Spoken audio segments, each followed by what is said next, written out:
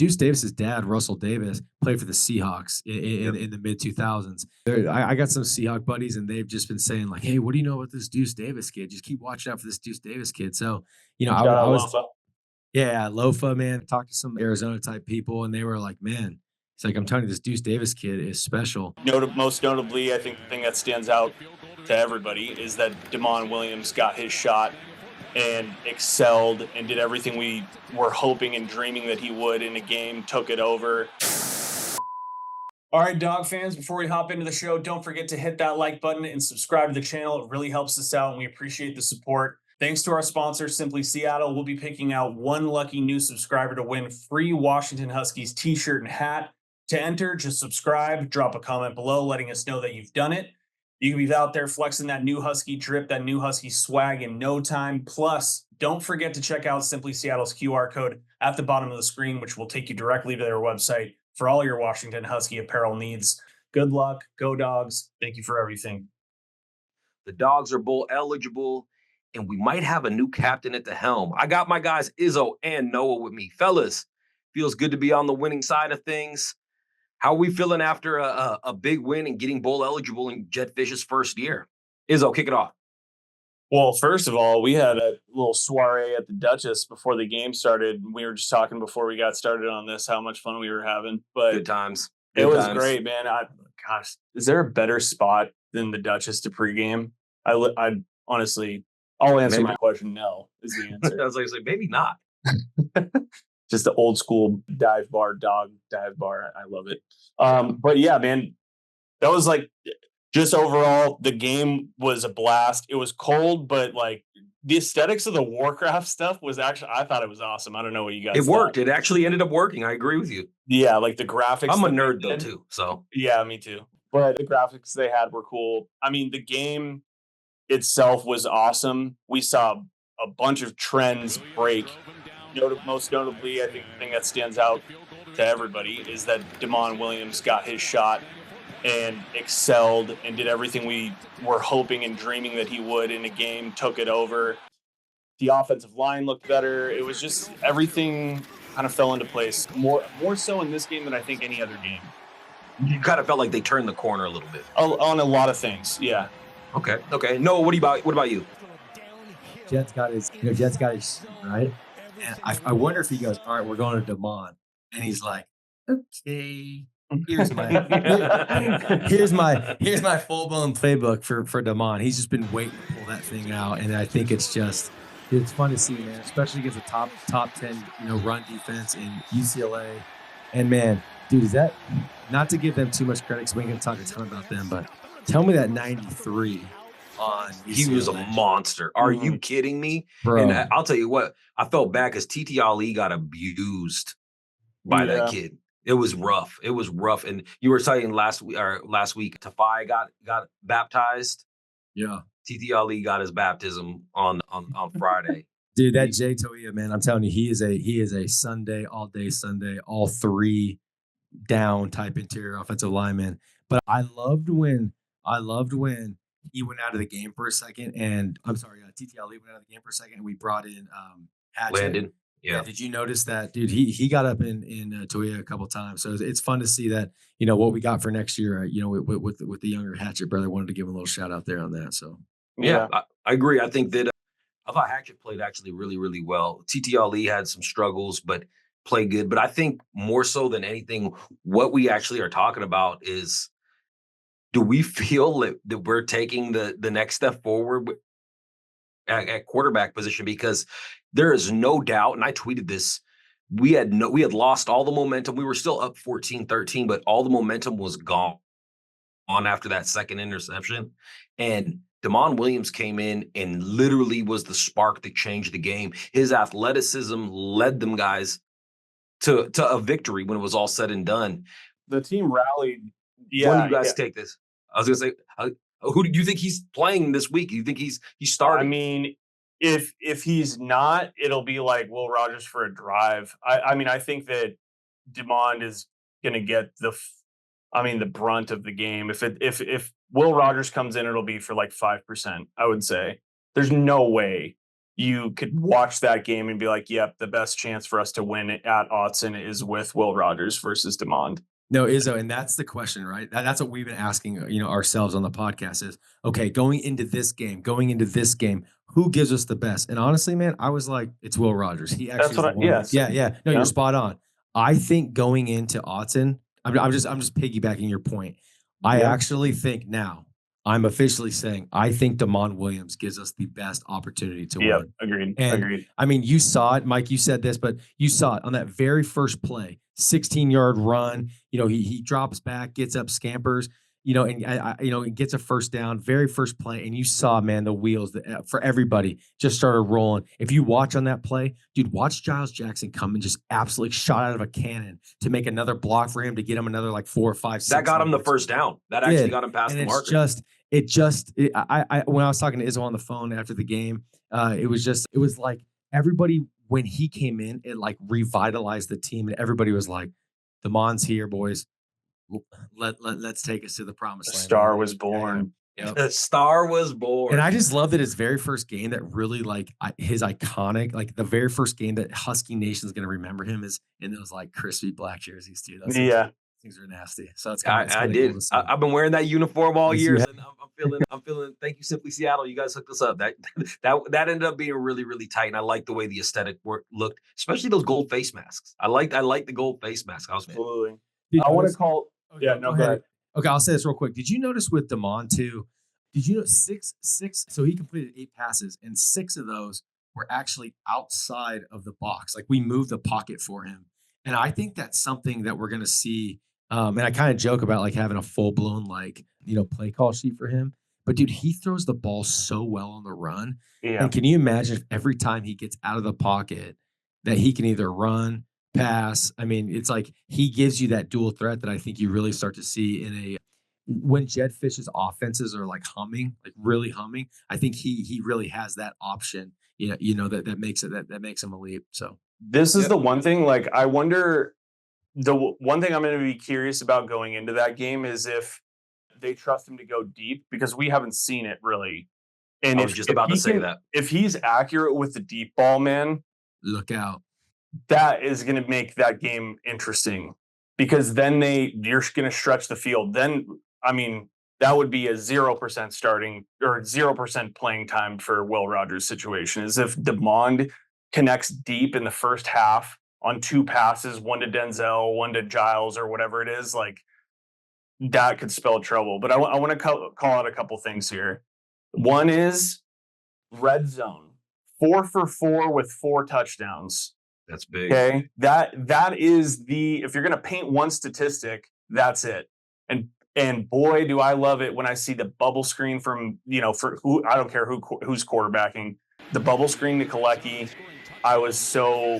It's just like so vindicating, because that's like what we wanted to see, and we're seeing it pretty much almost like once a week now, just like little dump off screens on, set up by a run or two. And that's what you end up scoring with. And it seems like when Jed a few weeks back said he was going to make a concerted effort and a concerted focus on what they were doing in the red zone, that he did it. And that's a really big positive, as we're seeing the DeMond change. And we're seeing coaching adjustments, like Jonah getting the ball. Yeah. Yep. Yeah. I mean, so like for us, it may be a little bit frustrating thinking back on the year, because we were yelling it from the mountaintops in week 2, week 3, or whatever it was. But at least we see it. Now, if they can put it together on the road and DeMond can show up on the road, oh my gosh. If we're competitive in this Oregon game, I'm going to lose it. God. And they're trying to give you hope too after the performance against Wisconsin. Oh, it pissed me off.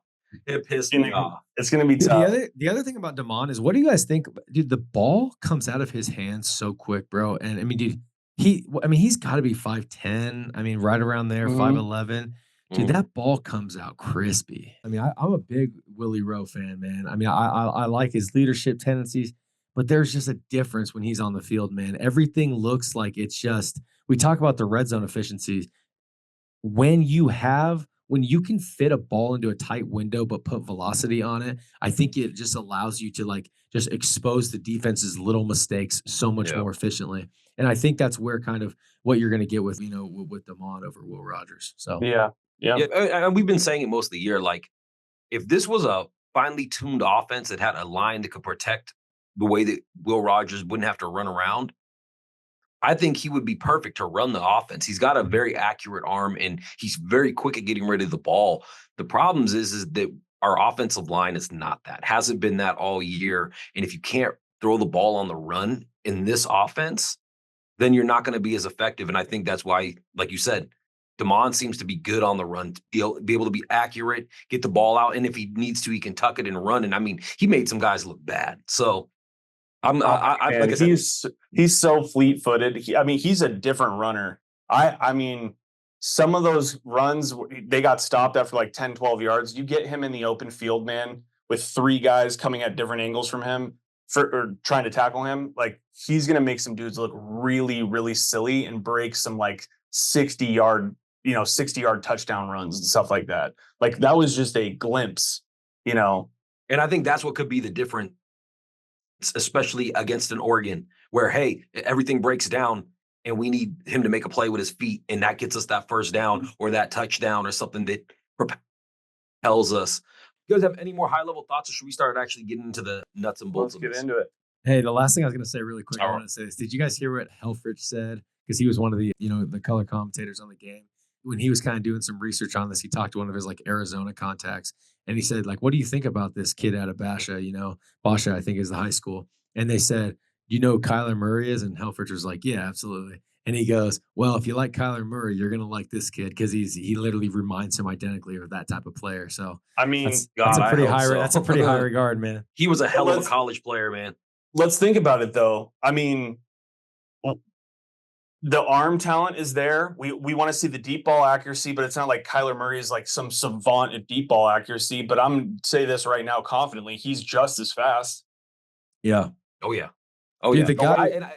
You know what's funny is I wrote this in my notes during the spring when I was at spring practice.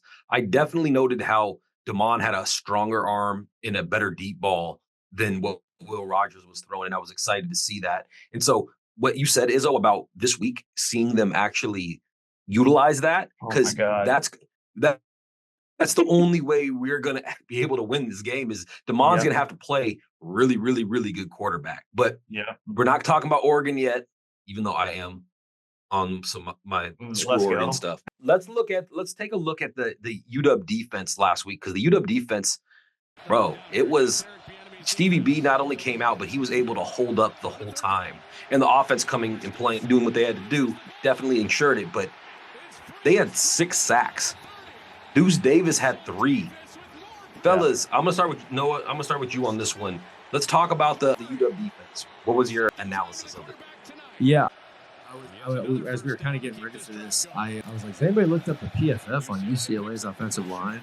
We didn't look it up. Sorry, guys. But at the end of the day, dude, our defensive line absolutely dominated all game. And you know where I saw it the most was especially with our interior. I mean, Valdez had a big game. Bandis had a big game. Davis came in spells. And it just seemed like our guys were exuding their will the whole game. And, you start looking at stats, and dude, Voight Tanufi, he went out as a senior, man. He went out with a freaking bang. We threw that first pick of the second half, and you see, you kind of just see the momentum, because remember, they got that late score before the end of the first half. It's 14-10. Then we get the ball at half, and we throw that pick, and very first play, they have a nice 7-yard clip. And then what is the big thing me and Izzo especially been talking about? Our defensive ends have been struggling at setting the edge. And you saw Voight Tanufi, man. He set the edge on that 2nd and 3. And Zoe comes up, makes a sweet tackle for loss, puts him in 3rd and 4, 3rd and 5. And the very next play, Voight Tanufi sack, ends up holding these guys to a field goal. And then we end up throwing a pick we come back out, throw a pick, and that's when we put in Damon. But I really think that hold right there, kind of like, that's what really, in my opinion, got the defense rolling. We gave up 13 points, and we ended up not giving up another point until late in the game, where the game was kind of already over. But I thought Voight really kind of set the tone, man. 2 tackles for losses, had his sack, 3 additional tackles. I mean, he was just on the final senior night on Montlake, man. He showed up and showed out. So He really did. I agree. Izzo, what about you? Yeah, I mean, just to piggyback on the pass rush, you had six sacks. You had Deuce Davis with 3. Sebastian Valdez checked in. Tanufi checked in. Voy had 2, correct? He had I 1 have- sack, 2 tackles for losses. Okay. So, I mean, it just went so swimmingly well on the defensive line in general. On top of that, you held UCLA to 52 yards rushing on 33 attempts. You held them to a yard in a 1.6 yards a carry. Like, That's crazy. they That's just crazy. showed up, man.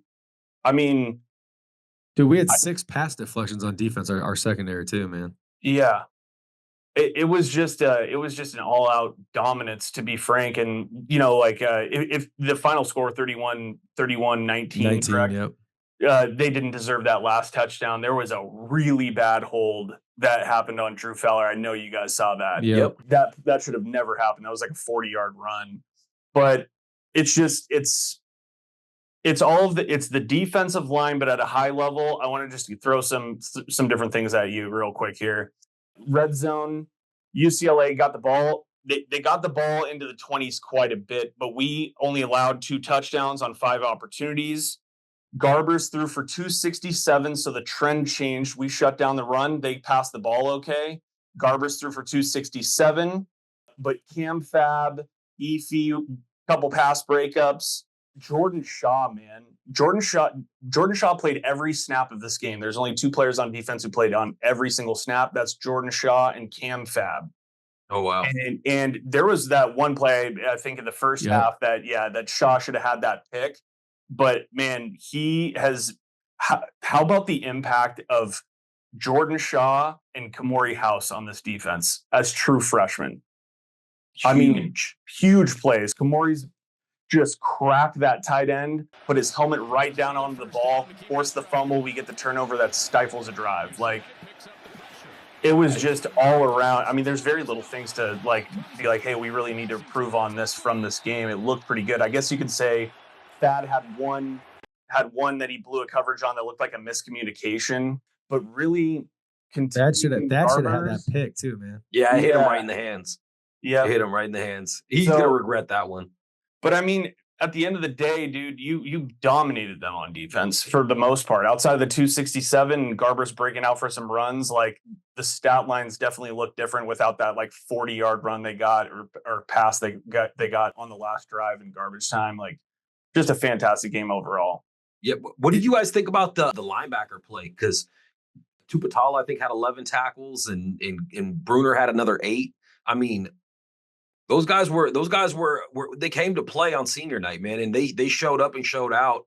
Same thing with Kamori House. I know he had the big pass deflection too, where the guy was open and he was going to walk in, and he gets his hand up, knocks it down, takes him out. I think that, man, the senior linebackers came to play like senior linebackers, and they're going to need to do that again next week. Well, it's from the defense stuck out too. Really quick on that too, Mike. I think that's a great point. You know what I noticed more than anything is we had very few missed tackles, man. And that's what we talked about in the preview. Is like I said, tackle, because they get the ball out, let their athletes go to work. And you saw that. I mean, even Jordan Shaw is. I think that was your guy on that. It's like beautiful tackle for loss, come up, make that play. I mean, that is literally in the lineage of who we are with Husky football. Buda Baker, Miles Bryant, what could they all do at elite status? Elijah Molden, they could tackle in open space when it was just them with a running back, them with a quick screen out. If you can't tackle in space, you can't play at UW. And guys like Jordan Shaw, you're like, yep, no wonder we got him. I think he transferred in from Indiana, never played there. But, it's like, dude, it's those type, Cam Fab. I mean, those types of players are what makes UW like West Coast DBU at those types of plays. Yeah, I agree. What do you guys think is going to happen with Shaw too? Because I noticed when Thad got kicked out of the game against Penn State for the hit, I noticed Shaw moved over to number 2 corner. He was playing on the outside. Could you see him doing that if he's the best corner coming into next season, or second best corner coming into next season? They had him moving around in the spring too, right? Like they had him prepped for multiple positions. They believe a lot in Jordan Shaw. So the short answer is yes. Yeah, I got a little something for that. Are you ready for this? I think you could see Shaw on the outside making space for Rashawn Clark at Oh the my gosh, we have so at many that Oh. at that nickel. I'm telling you, there's a lot of talk coming out of UW about how Rashawn Clark's gonna be one of those players who, what do I always say? You just can't keep him off the field.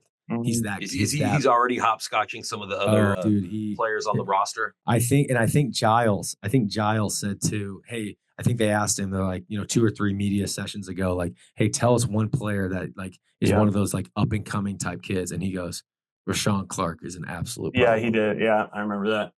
Yep. All right. Okay. Anything else you guys want to get into about the defense before we Just move one on? thing, because I can't believe we skipped over this. Dude, Deuce Davis's stat line, he played 14 snaps. He had what, 7 tackles, 3 sacks, a forced fumble, a fumble recovery. He had 3 other pressures. Like literally, he was half of the time that he was in the game, he had his hands on the quarterback. What was his PFF grade?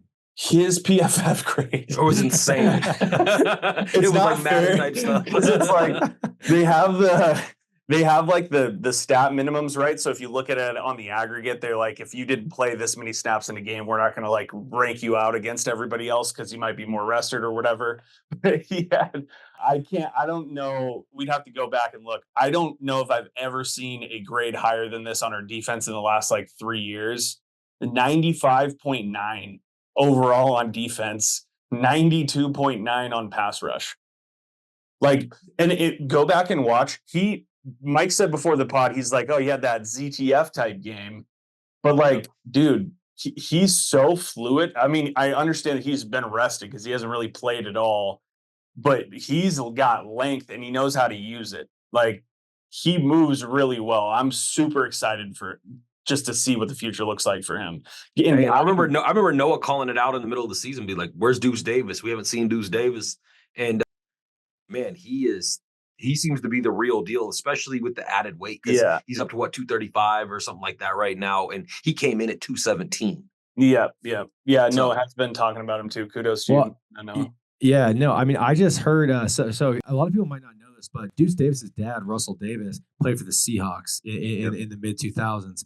And, I got some Seahawk buddies and they've just been saying like, hey, what do you know about this Deuce Davis kid? Just keep watching out for this Deuce Davis kid. So, Shout out Lofa.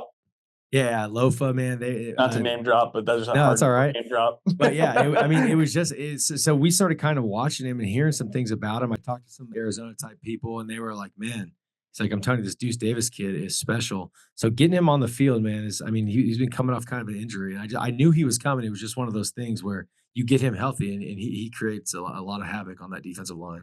That's real. That's real. All right. Is there anything else about the defense you guys want to get into before we move on to what is literally the biggest surprise of the whole game? Let's do We're it, good? dude. I'm pumped. All right. I got a question for you guys. Have you ever wanted to walk into Husky Stadium where there's 70,000 people and be the best looking person in the stadium? If you have, make sure you go to Simply Seattle, hit that QR code. Our good friends at Simply Seattle hooked us up and we look great. You see that QR code? Make sure you snap that, go check it out. Get all the Husky gear you want, plus Mariners, Sonics, Storm, all that stuff, everything at Simply Seattle. While you're at it, Be sure to check out the Dubbed Up Discord community with over 2,700 members. It's the largest organized chat room for all things Washington Husky athletics. You want insider access? Our VIP membership unlocks exclusive chat rooms and rumors you won't find anywhere else. Hit the QR code on the screen and join the conversation today. Go Dogs. Thank you for everything. so Talk more demand. winning 31-19 means we had to score 30 points. And I think it's only the second time we've scored 30 points all year long. So the offense was doing a lot of things correctly. We were talking about Damon a lot, but I think that all starts from the big run game. Izzo, when you're looking at this run game and what they did offensively, how are you feeling about it and what stood out to you? Yeah, I mean, obviously Jonah gets his 21 touches, 95 yards, 2 touchdowns. Just a ho-hum Jonah Coleman game. Whatever. We're getting used to it at this point. We're Hit 1,000 yards.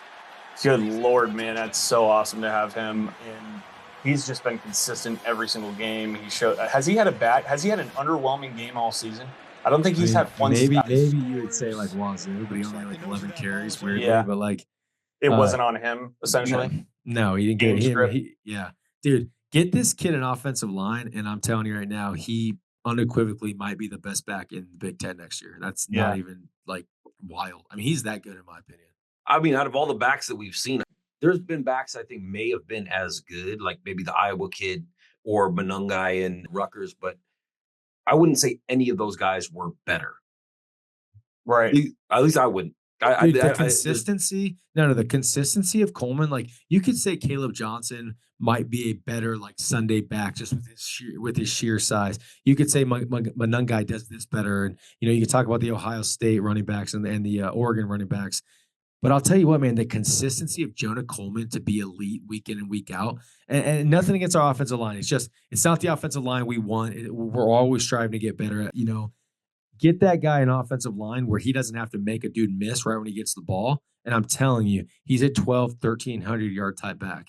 And I mean, he is a legitimate game breaker. I mean, he's a game breaker now. I mean, get him an offensive line for the third time, and I'm telling you, he can be an absolute problem. Yeah. I agree. And I think that it wasn't just him. I think we averaged 4.3 yards as a team per carry for the game. And Yeah. And that doesn't even include the dump offs, like the screenplays, like Cam Davis. It seems like you can get Cam Davis on 120-yard bubble screen every single game. It seems like he's always got one. he might Yeah, not touch the another ball a big lot, one. but he always makes an impact when he does. Amen. Yeah, he's Yeah. been just quietly very solid backup running back. He is. And it's unfortunate because honestly, 2 years ago, I felt like he had starter written all over him. He did. And just circumstances not allowed it to play out that way. And he still makes an impact every time he touches the ball. As we've talked about a little bit, I think the passing game and specifically the quarterback position, Damon Williams, it was a very, very good surprise. It was the spark we needed. We didn't match UCLA yard for yard or anything like that, but the passing game was just enough to get us the points when we needed them. Noah, what do you think about the passing game as you watch it, and how do you feel about what Damon Williams did, especially in that second half? Yeah, when you watch the game, I mean, I guess I don't remember this completely, but Garbers threw the ball 44 times. And that's, when you're down like that, you're trying to get back in the game quick. And that's kind of where you saw that. But man, when we went to Damon, it just seemed like he had full command of the game. And that's kind of what I saw. You saw him kind of do some scampering and make some exciting plays. But when he passed, he was 7 for 8 for 67 yards, 8.5 yards, per pass. It's just, he looked like nothing once again was too big for him. And that's kind of what I saw in this game. And, Damon is, I mean, it's funny because you have Will Rogers, and it's like, once again, we've talked about his leadership traits. You talked about him like not making a ton of mistakes. But I'll tell you what, man, Damon, his game, the environment, the overall like excitement, and this is gonna sound funny, but like the sexiness of just like UW football again is like the outlook of that is just exciting. Yeah. And that's kind of what I see with Damon, and kind of is why it makes it so fun to really be like, this is the quarterback of the future. So Yeah, you I can see agree. a spark. You can kind of see just like guys, I don't know, just there's a couple runs, guys blocking like Giles downfield, things like that, where there was just an energy lift that the team got from him being in the game. Yeah. And you know what was crazy is even though we didn't pass the ball a ton, when the ball did get into some of our playmakers' hands, they did make plays. Like if you think about the Denzel Boston catch and run, where I think it was Yeah. a 32-yard play 32, when it was all said and done. Or I was going to bring this up to you as always the tight end play. You look at DeGraff and Kaleki Latu, they both got in the end zone, and they were important plays because they were, like you said, they happened in the red zone when we needed them the most. Yeah, what's interesting about the factor of Damon coming in and how there's a chance that we feel less of a need to stretch the field or less of a willingness to do so because of the risk that comes involved with that. Like there's an inherent risk when you have a scrambling quarterback throwing the ball deep. Like let's just be real. Add on that he's 18 years old or 19, then that's an equation you're trying to steer yourself away from. And it kind of plays into the strengths of the guys that we have on our offense, frankly, the skill position guys, like your Giles. Giles has 8 catches in this game. It's just that I expect that it's going continue to look real good, and that tight ends are going to get a lot of looks when Demond is in, because I don't think I see them coming out and trying to stretch the field a ton. And so you're going to ask a lot of the release valves, and, Demond's going to be running all over the place, and those are going to be the shortest passes to him. So I just expect that it's going to continue to look good. Yeah, you actually saw in that big hitter to Denzel Boston, you saw them come out in 12 personnel. So you had Decker on the left, you had Kaleki Latu, lined up. Kaleki Latu ends up chipping, releases, gives a little valve, but you end up hitting Denzel, and Decker's running like an over route, and you actually see him making another block for Boston down the field. And so I actually think that's a great point. I think you'll really see a lot more 12 personnel with Demond than you will than you would have saw with Willie Rowe. So I think that's kind of exciting, man. And you know what? Sorry, Vander Plug, but you know what? Especially looking at that is you'll end up more action at UW than you'll get at Oregon. So good luck with second fiddle, pal. Ooh. All right. Shots fired. Hey, man, you know what? We got 2 weeks of Oregon Duck hate, and if my guy is a duck, then so be it. Yeah. Welcome to baptism by fire. Before we get out of here, the last thing I wanted to talk about was the offensive line. Yeah, I was like, why haven't we talked about it yet? Yeah, the offensive line, because some plays, like I said, that defensive tackle was working the interior of our line, but we only gave up 1 sack. Yeah. So actually, no, I'm going to go with you on this one. What did you think about the offensive line play? And then Izzo, chime in if Noah doesn't steal your thunder. Yeah, I thought our tackles actually played better than they did the week before. Obviously, I think the talent on the other side of the line was a little bit different, but I thought Tafai played pretty well. There's actually a play where he gets out and runs. He actually misses the block, but you know what? It kind of reminded me a little bit. You saw of Troy just when he used to get out and go and make blocks down the field. So if this kid can just kind of continue to refine his craft, I think you'll see some special stuff out of Tafai. The last thing is, I think Drew settled in pretty well as a party. Yeah.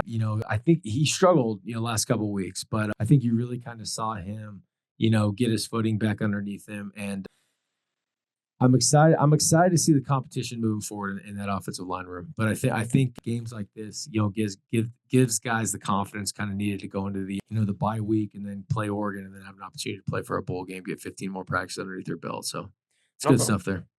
Yeah, I mean, Demond is going to change the complexity of how we all read the offensive line, right? So he's going to make things a whole lot easier and take a lot of pressure off of, the mental aspect of getting beat on a play and letting that affect your mental, especially on the road, because you've got a bunch. I was talking to Mikey about this and about the mental aspects of home versus away and how that played into this year. We were talking offline about it.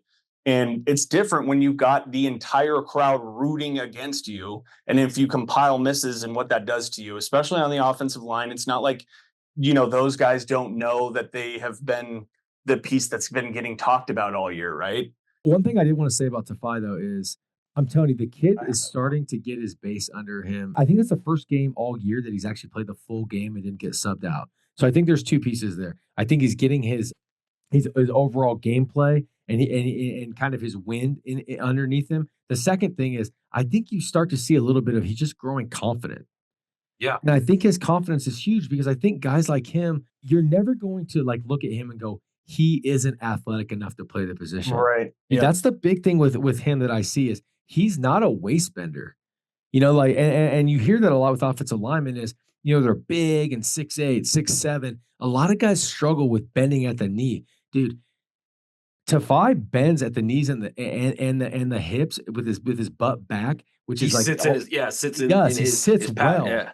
And when you do that, it's so much better to be able to take a bull rush on. It's so much easier to be able to take a move and move your feet. And so I mean, man, I really, really hope that he can just take a full-blown offseason, get in elite shape. And I think he can be a very good offensive lineman for UW if he's still around, man. Did you guys think that the running lanes were bigger in this game for Jonah? Or did you see any notable change? And there's no right answer. Casting your mind's eye, do you feel like the lanes were bigger? I feel like we were blocking on the edges a lot better. I felt like Up the middle, we were having a little bit of trouble, but every time we bounced it out, it seemed like we were able to collapse a side of their line, and it led to the big chunk plays we got on the ground. Yeah, Right. I will say I'm surprised wherever TTLE guarded graded out, it can't been that good. I mean, just because It was low. Yeah, it was the yeah, lowest okay. on the I mean, I'm team. telling you that dude, that 93 is Yeah. a game wrecker. Um, yeah, I would not be surprised if somehow that dude ends up making he's a top 90 pick in the draft. Like no joke. Like that he's that good. I don't know. I just look at our offensive line and yeah, there was creating a lot of commotion in the middle, but I thought our tackles played a lot better this week than they had in the past. Yep. Probably helps that we weren't playing Abdul Carter as well. But And I Yeah, think that also does play. I think Landon played the best in the middle out of all the 3 or 4 different guys between guard, TTLE, Vamahi, and Landon.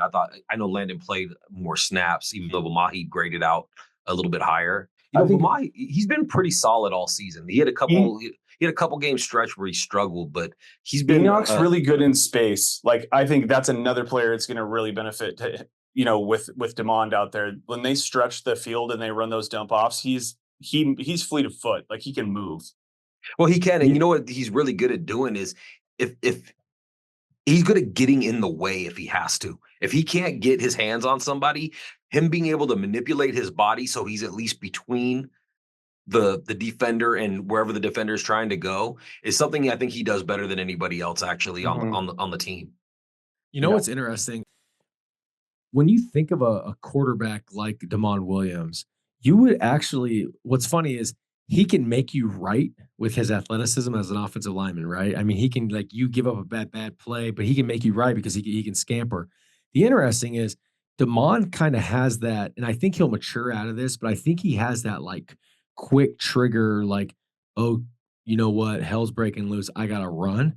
And which sometimes for an offensive lineman it's tough because right, especially as a tackle, you're kind of blocked, you're taught to block that guy upfield, create that that pocket, that that half, and it's like that sometimes gets you in trouble when your quarterback gets up, and maybe brings that guy back to where you don't think he's going to go as an offensive tackle. But it's I don't know, but what's weird with Damon is it didn't seem like he was actually making a ton of like making our linemen look bad. He actually seemed like he made them right. So that's where I think you saw. I mean, if you remember with Russell Wilson, you'd hear a lot of guys like Russell Okung say, "Oh, I made a perfect block, but the way Russ kind of plays the position, I blocked him right into Russ's scamper." So it's an interesting thing when you have a quarterback I like think that that. was happening earlier in the year with Will Rogers. I feel like he was dropping back, and because the center of the line had a tendency to cave, like the middle of the pocket, he didn't want to step up in, and you'd see the edge or the tackles blocking guys out, and they'd run them right into Will Rogers. And what I noticed with Damon was when he would drop back, he would step up no matter what, whether it was stepping up to run out of the pocket or whether it was stepping up to throw. And Yep. I think that's going to be big for those tackles, so they don't worry about getting beat around the edge so bad. But We got lights all right, flickering. I do you have know. any? The Yeah, all right, storms are coming all right. in. Izzo, do you before we get out of here, Izzo, do you have any news on recruiting for everybody that wants to know what's going on with recruiting? Because we definitely had people at the game on Friday. Yeah. Everybody's waiting on word from Andrew Marsh Marsh to baby. and Olive Boudet. I would just say this, like the odds I would say are higher for Marsh than Olive Boudet. And I would say there's a real shot there. Like not just a fluff, like, hey, we're in the top 5. Like it's he's got a couple, it's us in Colorado where the scheduled visits, right?